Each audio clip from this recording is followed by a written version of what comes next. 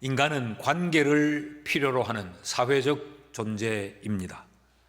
우리가 사는 이 사회는 서로가 서로에게 도움을 필요로 하는 구조입니다.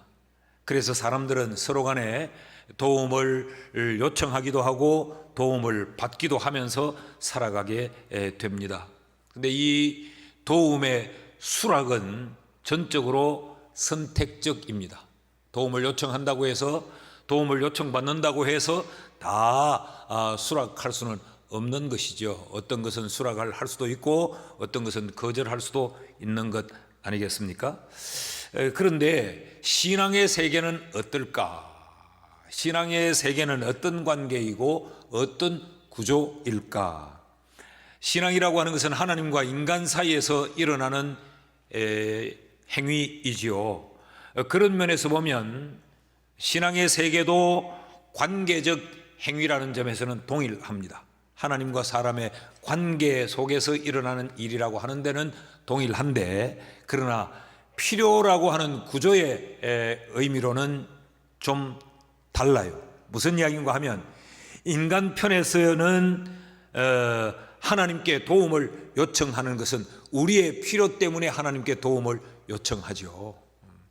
그러나 하나님 편에서 사람을 향하여 하는 요구는 하나님을 위한 것이 아니에요. 그것은 인간의 유익을 위한 하나님의 요청, 하나님의 명령입니다. 이것을 우리는 성도가 살아야 될 삶의 내용, 곧 신앙생활이라고 말합니다. 우리가 신앙으로 산다라고 하는 것은 하나님의 요구를 받은 대로 산다라고 하는 것이죠. 신앙생활은 뭐냐? 나의 선택적 상황이 아니고 하나님이 우리에게 요청하고 요구하는 것, 그 요구대로 사는 것을 우리는 신앙생활이라고 말합니다. 이 하나님의 요청에서 우리의 순종과 불순종이 발생하게 되어집니다. 우리가 순종한다라고 하는 말은 하나님의 요구에 순종한다라는 이야기고, 우리가 불순종한다라고 하는 것은 하나님의 요청을 우리가 거절한다, 그런 의미입니다. 이 순종과 불순종에서 복을 얻음과 복을 잃음의 결과가 따라오게 됩니다.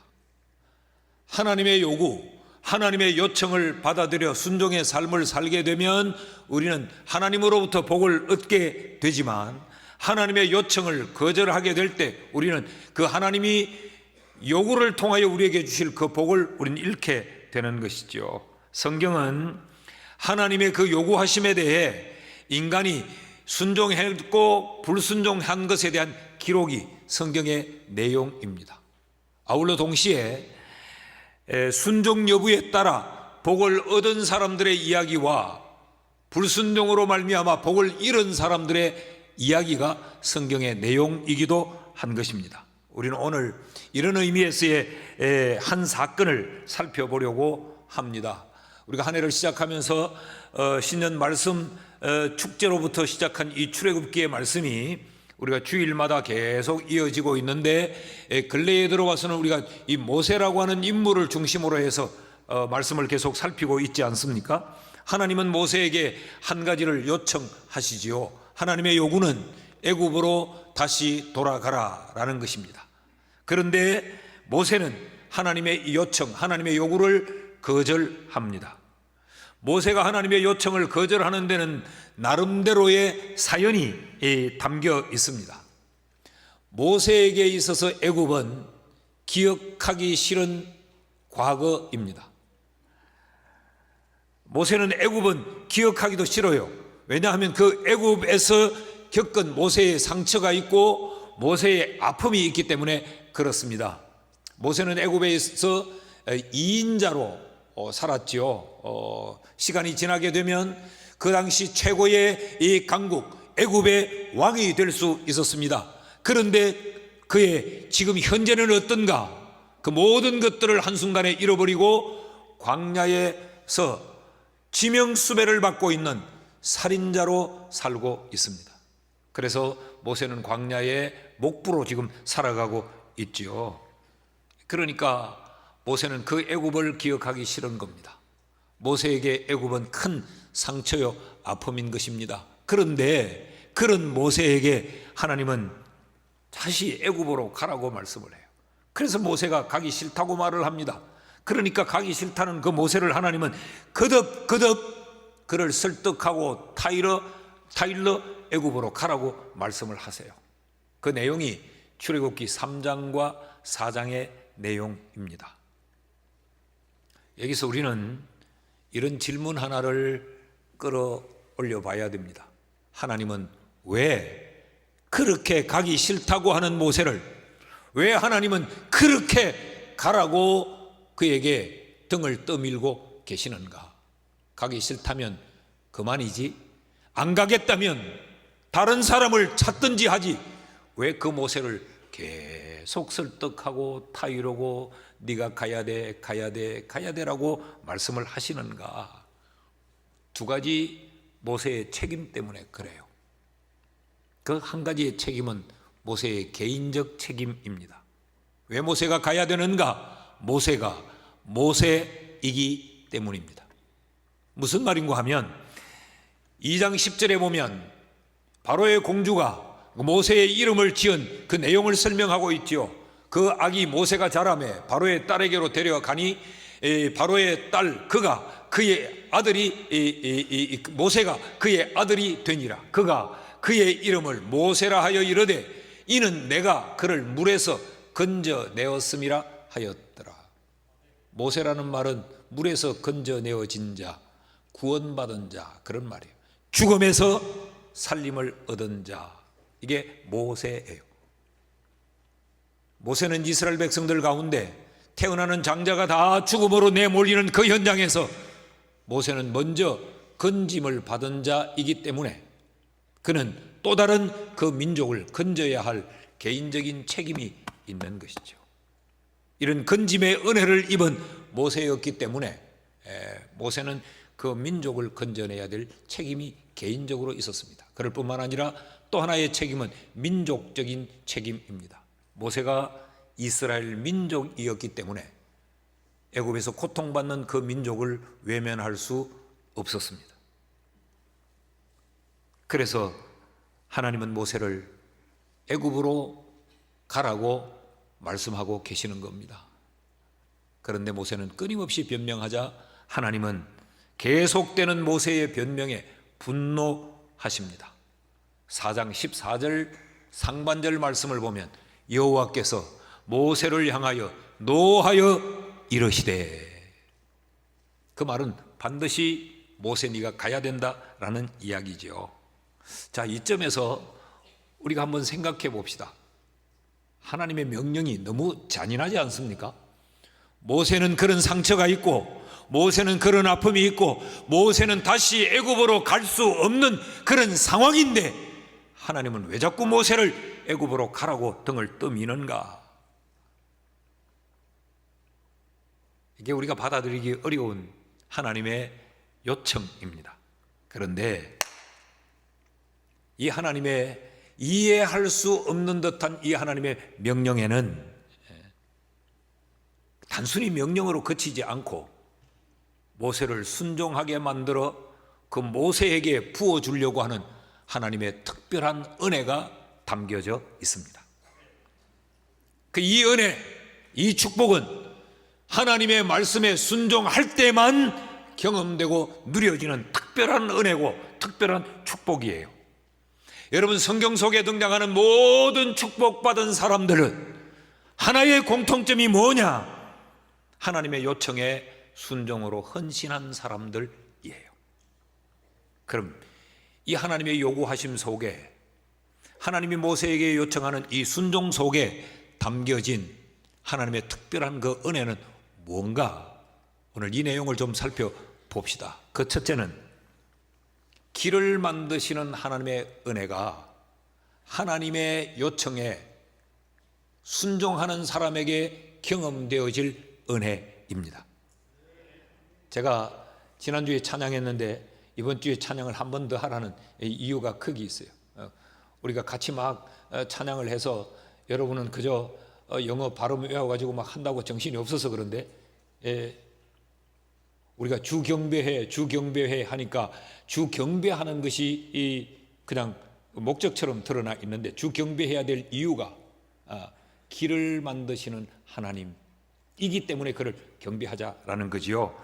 자, 모세가 계속해서 변명하고 거절하는 근본적인 이유가 뭘까요? 하나님 앞에 못 가겠습니다, 못 가겠습니다, 나는 안 됩니다라고 한 그 근본적인 이유는 바로에 대한 두려움 때문에 그렇습니다. 바로가 두렵기 때문에 그래요. 모세가 하나님이 애굽으로 가라라고 할 때 모세가 첫 번째 언급했던 모세의 그 대답을 3장 11절에서 우리가 보지 않았습니까? 모세가 하나님께 아뢰되 내가 누구이기에 바로에게 가며 이스라엘 자손을 애굽에서 인도하여 내리까. 가장 먼저 모세가 떠올린 게 바로라는 존재입니다. 난 바로에게 못 간다 그런 이야기죠. 당연합니다. 모세가 바로를 두려워할 수밖에 없었던 것은 2장 15절 말씀에 보니까 바로가 모세를 죽이고자 하여 찾는지라. 모세가 바로의 낯을 피하여 미디안 땅에 머물며 하루는 우물 곁에 앉았더라. 애굽의 왕궁을 도망쳐야 했던 이유 우리가 잘 알지요. 애굽 사람 하나를 쳐 죽인 것 때문에 바로가 모세를 죽이려고 합니다. 그러자 모세는 애굽의 왕궁을 뛰쳐나와 도망쳐 지금 미디안의 광야에 와 있는 것이죠. 그러니 어찌 애굽으로 다시 돌아갈 수 있겠습니까? 우리는 하나님의 말씀에 거절하는 모세를 그저 불순종한다라고 단죄하지만 여러분, 모세의 입장에서는 애굽 땅으로는 다시 돌아갈 수가 없어요. 가면 죽는데 지금 수배가 내려져 있는데 그 땅에 가면 죽는데 어떻게 그 땅으로 다시 간다는 말입니까? 그런데도 하나님은 모세를 가라고 합니다. 이 상황을 모르지 아니하실 하나님이신데도 하나님은 모세에게 애굽으로 가라고 말해요. 이 하나님은 도대체 어떤 하나님입니까? 모세를 보내시면서 하나님이 하신 말씀을 우리가 주목해 봐야 돼요. 19절 말씀입니다. 여호와께서 미디안에서 모세에게 이르시되 애굽으로 돌아가라. 네 목숨을 노리던 자가 다 죽었느니라. 바로가 죽었다. 너를 찾던 자들이 죽었다. 가라는 이야기죠. 여러분, 하나님은 모세를 그냥 무작정 무자비하게 죽음의 현장 사지로 몰아넣는 그런 잔인한 분이 아니에요. 먼저 길을 열어주시는 분입니다. He is way maker. 우리 오늘 찬양에 그렇게 나왔죠. way maker, 길을 만드시는 분, miracle maker, 기적을 만드시는 분. 이분이 우리의 하나님입니다. 그러니까 하나님은 우리에게 순종해라. 순종하면 막힌 길을 내가 열 것이고 너희가 순종하면 길이 없는 사막에도 내가 길을 만들 것이다.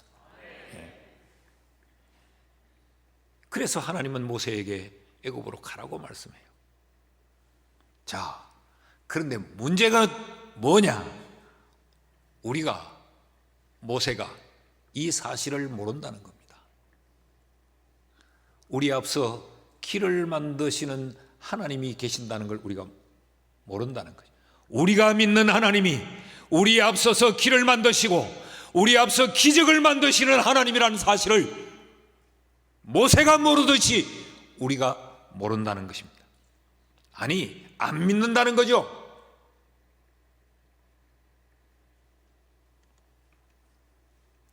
모세는 이 사실을 언제 알게 될까요? 순종할 때 알게 됩니다. 순종할 때. 4장 18절 19절 말씀을 제가 읽습니다.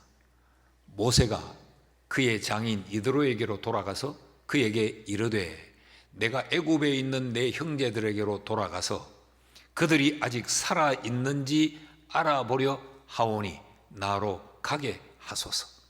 모세가 순종의 첫걸음을 뗍니다. 그렇게 안 가려고 하던 모세가 애굽으로 가겠다는 거죠. 그런데 이 모세의 말을 가만히 우리가 주목해 보면 모세가 100% 하나님을 신뢰하지는 않은 것 같아요. 하나님은 뭐라고 말했어요? 내 백성을 데려와라. 그런데 모세는 뭐라고 말합니까? 이 앞부분을 띄워주시면 모세는 이렇게 말하죠. 장인에게 내가 애굽에 있는 내 형제들에게로 돌아가서 그들이 아직 살아있는지 알아보려 하오니. 하나님은 살아있으니까 데려오라고 했는데, 그러니까 마지못해 억지로 하나님이 가라고 하니까 내가 가보겠습니다. 진짜 살아있는지 어쩔는지 지금 상태가 이래요. 그런데 그 말씀을 제가 계속 읽을게요. 장인 이드로가 모세에게 평안히 가라 하니라. 여호와께서 미디안에서 모세에게 이르시되 애굽으로 돌아가라. 네 목숨을 노리던 자가 다 죽었느니라. 이걸 언제 합니까? 모세가 순종의 걸음을 떼기 시작할 때 하나님이 길을 만들어 놓으셨구나. 이걸 그때 아는 거죠.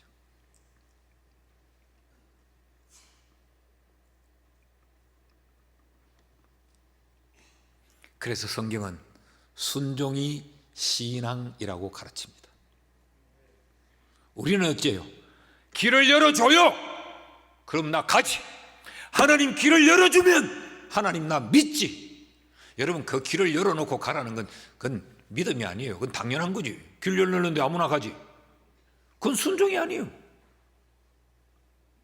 성경은 순종의 걸음을 떼기 시작하면 우리의 앞서 길을 만드시는 하나님이 보이는 겁니다. 믿습니까? 우리가 이 점에서 몇 가지 주목할 것이 있어요. 우리가 순종하면 길을 만드시는 하나님을 만나게 되는데, 하나님이 우리 앞에서 만드실 그 길은 우리에게 기적의 체험이 됩니다. 17절 말씀을 보세요. 하나님이 모세에게 뭐라고 말씀하셨습니까? 너는 이 지팡이를 손에 잡고 이것으로 이적을 행할지니라. 지팡이를 손에 잡고 가라. 순종해라 그거죠. 순종하면 내가 네 앞서 길을 만들 텐데, 내가 만드는 그 길은 네게 기적이다. 네가 상상할 수 없었던 것, 네가 알지 못하는 것, 네 생각에도 없는 것, 너는 꿈에도 생각할 수 없는 일들을 그 기적으로 내가 네 앞에서 길을 열어 갈 것이다. 믿습니까? 이것이 순종 속에 담겨져 있는 하나님의 특별한 은혜예요. 나는 오늘 삼부 예배를 드린 여러분의 신앙생활에서도 순종으로 말미암아 길을 만드시는 하나님, 길을 만드시되 우리에게 기적으로 포게 하시는 그 하나님을 체험하기를 주의 이름으로 축원합니다. 또 한 가지 우리가 주목해 봐야 될 것이 있어요. 18절 말씀을 제가 읽습니다. 모세가 그의 장인 이드로에게로 돌아가서 그에게 이르되 내가 애굽에 있는 내 형제들에게로 돌아가서 그들이 아직 살아있는지 알아보려 하오니 나로 가게 하소서. 그렇게 두려워서 못 가겠다는 그 애굽을 모세가 지금 가겠답니다. 뭘 여기서 말하고 있습니까? 모세의 어제의 아픔이, 애굽에서의 상처가 모세에게 지금 치유되고 있다는 겁니다. 모세를 붙들고 놓아주지 않던 모세의 그 어제의 트라우마가 지금 치료되고 있다는 거죠. 계속 읽어볼까요? 이드로가 모세에게 평안히 가라 하니라. 여호와께서 미디안에서 모세에게 이르시되 애굽으로 돌아가라. 네 목숨을 노리던 자가 다 죽었느니라. 모세가 그의 아내와 아들들을 나귀에 태우고 애굽으로 돌아가는데 완전히 치유되었다는 거예요. 그러지 않으면 모세가 그 불안한 현장에 가족들을 데리고 갈 수 없죠. 마지못해 순종을 한다면 너희는 여기 있거라. 절대 밖에 나가면 안 된다. 아버지 올 때까지. 여보 애들 데리고 꼭꼭 숨어 있으라. 무슨 일이 일어날지 모르니까 나 살짝 가서 보고 올게. 그러지 않았어요. 나귀에 아내를 태우고 자식을 다 태우고 가는 것은 지금까지 바로를 향했던 그 두려움이 모세에게서 거두어졌다는 이야기입니다. 사랑하는 여러분, 우리가 하나님의 요청 앞에 말도 되지 않는 것 같은 하나님의 요구, 도저히 수용할 수 없는 하나님의 요구, 비상식적이요 비이성적인 것 같은 하나님의 말씀일지라도 우리가 순종의 걸음을 내디디면 하나님은 우리의 아픔을 치유해 주십니다. 묶인 것을 하나님은 풀어주십니다. 그래서 하나님은 우리 앞에 길을 열어주시는 하나님이세요. 따라합시다. 그래서 순종이 복이다. 왜 그래요? 순종이 길을 만드시는 하나님을 체험하게 할 테니까. 그래서 내게 묶인 것들이 풀려지니까 순종은 복이다. 여러분, 순종이 해결이고 순종이 우리에게 하나님을 체험하게 만들어요. 순종이 우리에게 간증을 만들어 줍니다. 하나님이 내 인생에 이렇게 길을 열어주셨다. 하나님은 이렇게 나를 치유해 주셨다. 여러분, 이런 간증이 우리에게 있어야 되죠. 이걸 우리가 일상적으로 사용하는 단어로 바꾸면 이게 변화된 겁니다. 나를 이렇게 변화시켜줬고 상황을 이렇게 바꾸어 주셨고, 이게 우리에게 간증으로 있어야 되죠. 여러분, 우리가 신앙생활을 하는 중에 모세처럼 하나님의 명령을 마주할 때가 있습니다. 예배를 드리다가 이 말씀을 통해서 나를 향한 강한 도전으로 말씀이 찾아올 때가 있어요. 그럴 때 그 말씀을 두려워하지 마십시오. 하나님이 그 말씀을 우리가 순종하면 하나님은 내가 순종의 걸음을 떼면 내 앞서서 하나님이 길을 만들어 주십니다. 교회 생활을 하면서 공동체가 특별한 사명, 특별한 사역을 진행하면서 우리에게 순종을 압박할 때도 있어요. 그때마다 생각하십시오. 이 일 끝에 길을 만드시는 하나님이 있다는 것을 믿어야 합니다. 하나님이 나를 치료하시고 묶인 상황을 풀어주시고 길이 보이지 않는 곳에도 우리가 순종의 걸음만 떼면 그 하나님은 길을 열어주시고, 근데 그 열어주시는 그 길이 기적으로 열려지는 이런 체험이 오늘 3부 예배를 드리는 우리 모두에게 있기를 주의 이름으로 축원합니다. 축원합니다. 둘째로, 하나님의 요구 앞에 순종하면 그 순종의 그릇 속에 어떤 은혜가 담겨져 있는가? 우리의 부족을 채우시는 은혜가 담겨져 있습니다. 모세가 이런저런 변명을 했는데 모세의 변명의 결국은 뭐죠? 부족하다는 거 아니에요. 부족함의 호소 아니에요. 나는 용기가 부족하고 나는 그만한 능력이 없고 나는 사람들에게 그렇게 내가 수용될 사람들이 나를 인정해 줄 만큼 나는 그렇게 갖추어지지 못했고, 이거 아닙니까? 근데 하나님이 설득하면서 하나님이 다 채워주지 않았어요. 가르쳐주고 체험하게 해주고 채워주는데 그 중에 하나가 오늘 본문 속에 나타나는 거예요. 혼자서는 하나님이 시키는 일을 못하겠다라는 거 아닙니까? 4장 10절 말씀을 보시죠.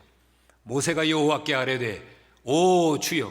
4장부터는 모세가 오 주여 해요. 오 주여, 나는 본래 말을 잘하지 못하는 자니이다. 주께서 주의 종에게 명령하신 후에도 역시 그러하니 나는 입이 뻣뻣하고 혀가 둔한 자이니이다. 여러분, 지금까지 우리가 모세를 추적해 왔는데 모세가 말을 잘 못했습니까?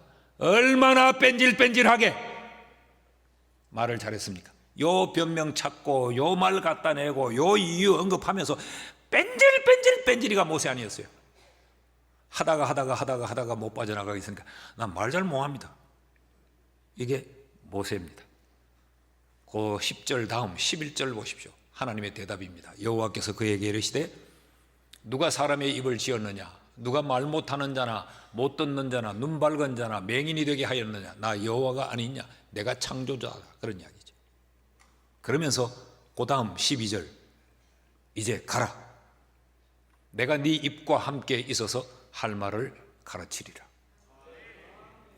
그러면 끝난 겁니다. 그런데 모세의 불신은 계속됩니다. 그 다음 절 13절 보십시오. 모세가 이르되 오 주여 보낼 만한 자를 보내소서. 하다가 안 되니까 하나님 막 기왕에 여기까지 왔는데 다른 사람 보내면 안 되겠습니까? 그때 14절에서 16절까지입니다. 여호와께서 모세를 향하여 노하여 이르시되 레위 사람 네 형 아론이 있지 아니하냐? 그가 말 잘하는 것을 내가 아노라.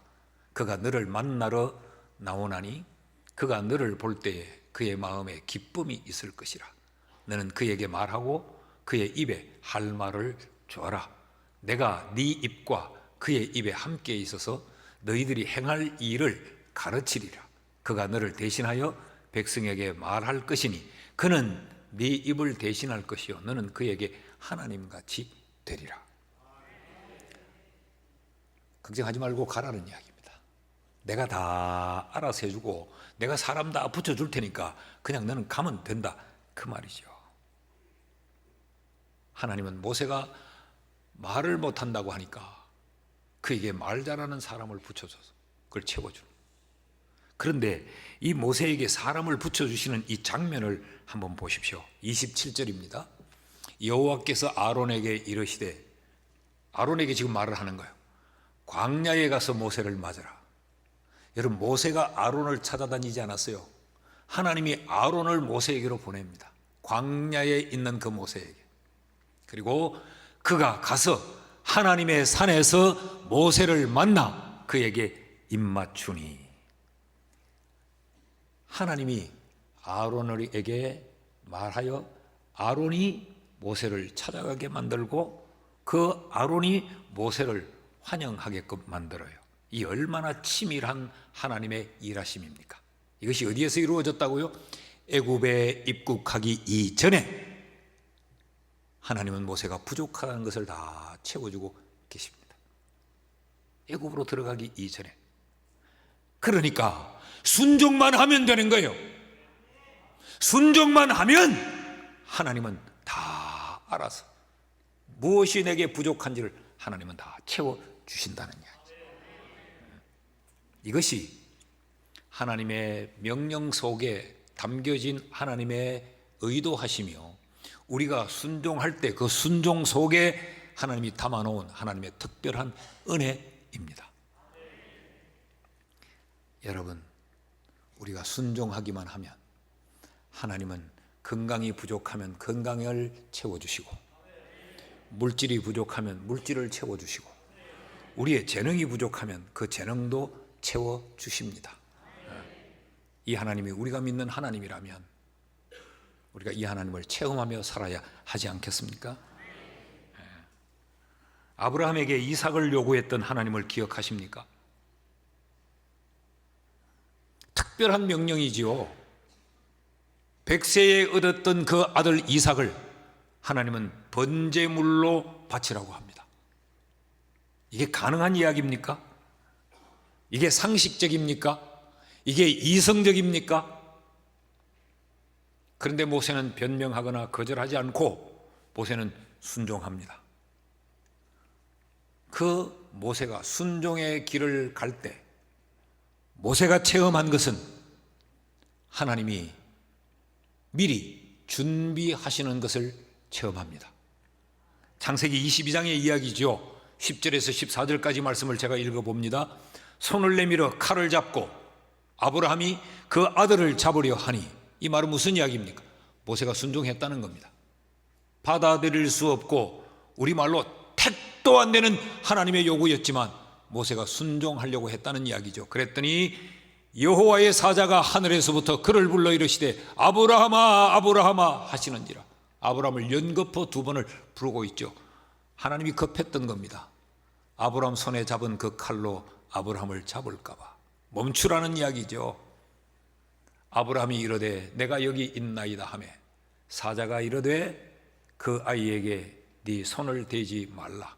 그에게 아무 일도 하지 말라.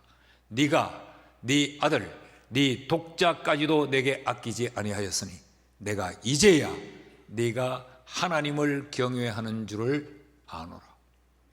하나님은 모세에게 말 같지도 아니한 것을 명령하셨지만 하나님은 그 이삭을 뺏고자 하는 것이 목적이 아니고 모세가 순종의 길을 걷는 것을 보고 싶었던 거죠.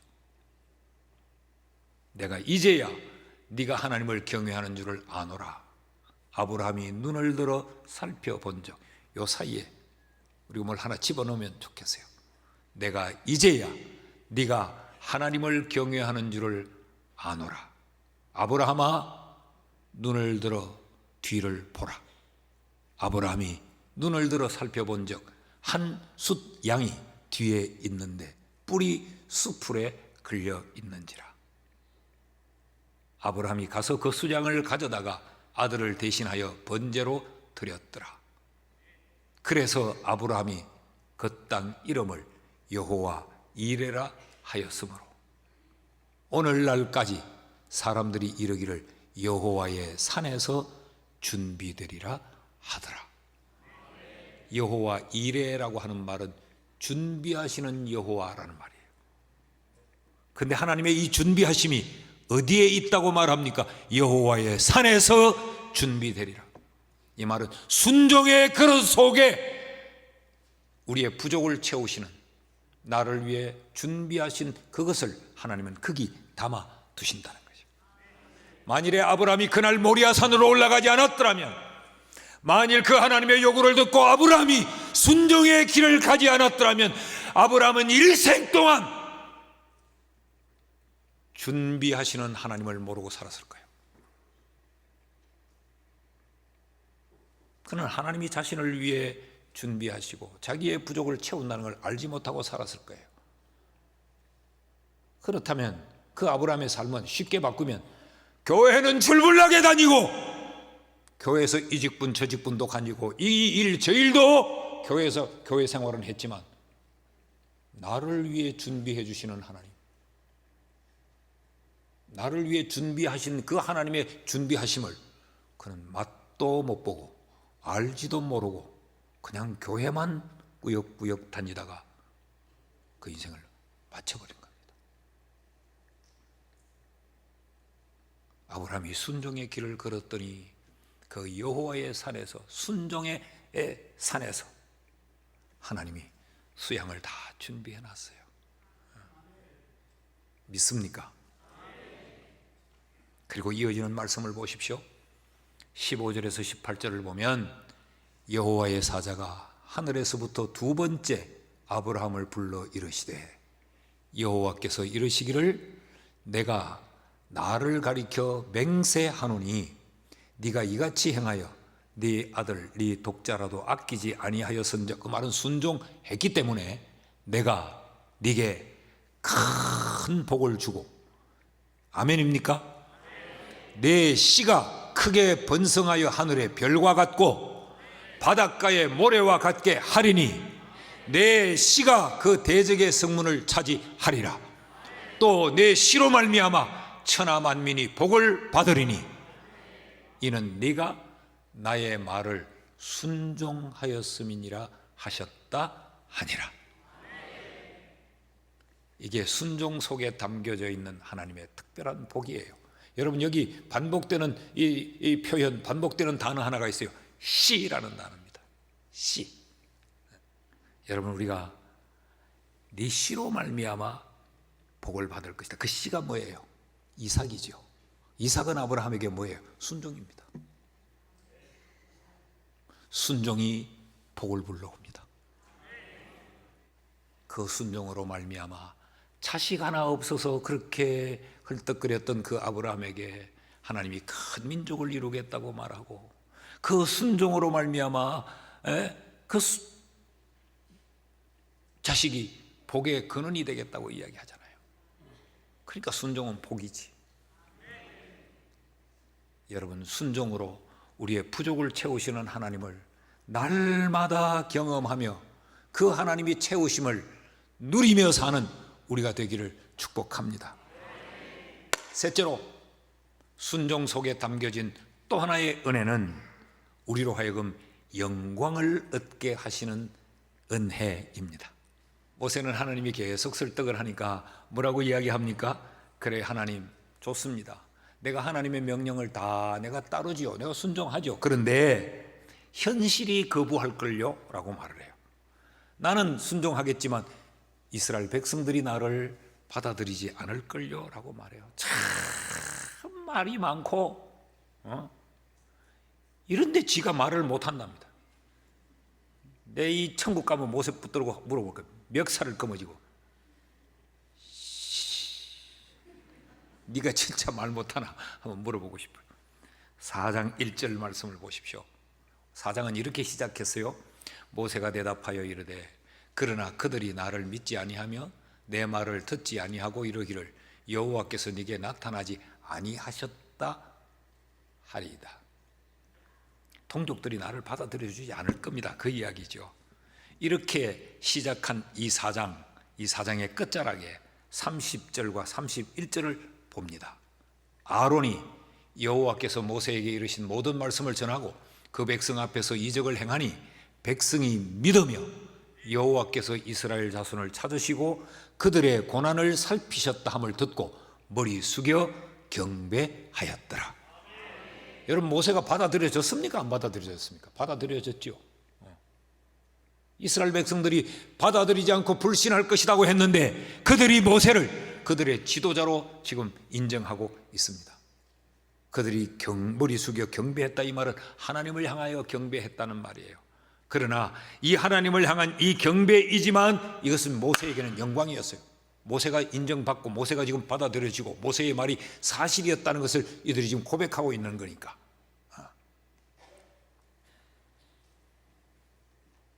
그러니까 하나님 어떤 분이에요? 우리의 생각과는 달라요. 하나님 말씀 앞에 순종하면 결국은 하나님은 우리를 영광스럽게 하십니다. 자, 이게 4장의 끝자락입니다. 그런데 바로 이어지는 5장 1절을 보세요. 그 후에 모세와 아론이 바로에게 가서 이르되 이스라엘의 하나님 여호와께서 이렇게 말씀하시기를 내 백성을 보내라. 그러면 그들이 광야에서 내 앞에 절기를 지킬 것이니라 하셨나이다. 바로 앞에 서기를 그렇게 두려워했던 이 모세가 얼마나 당당하게 바로를 향하여서 지금 명령하고 있죠. 하나님이 말씀하셨다. 하나님의 백성을 내보내라. 하나님이 그 백성을 통하여 예배받기를 원하신다. 얼마나 멋진 모세의 모습을 여기서 우리가 볼 수 있습니까? 더 이상 모세는 광야의 양치기가 아닙니다. 더 이상 모세는 광야의 겁쟁이가 아닙니다. 당시 최고의 권력 앞에 당당히 맞서고 있는 이스라엘의 지도자요, 민족의 해방자요, 민족의 구원자요, 하나님의 능력의 사자입니다. 멋있잖아요. 하나님은 우리를 이렇게 세우시기 위해 하나님은 우리에게 요구하시는 거죠. 명령하시는 겁니다. 우리가 바로의 가랭이 밑을 기어들어가 그 바로에게서 일자리 하나 얻고 바로에게서 월급 몇 푼 더 받기 위해 구걸하며 사는 인생으로 살기를 하나님 원치 않으세요. 그래서 하나님은 우리에게 요구하시고 명령하시고 순종하라고 말씀하는 거죠. 말씀을 맺습니다. 하나님의 특별한 명령은, 우리에게 하나님이 순종을 요구하시는 이유는 우리를 특별한 영광의 자리로 세우기 위한 하나님의 계획입니다. 여러분, 그러므로 우리는 하나님의 요청, 하나님의 명령 앞에 두려워하지도 말아야 되고 변명거리를 찾아내지도 말아야 되고 이런 이유와 저런 이유로 거절하려고 애쓰지 말아야 돼요. 한번 따라합시다. 순종이 복이다. 아멘.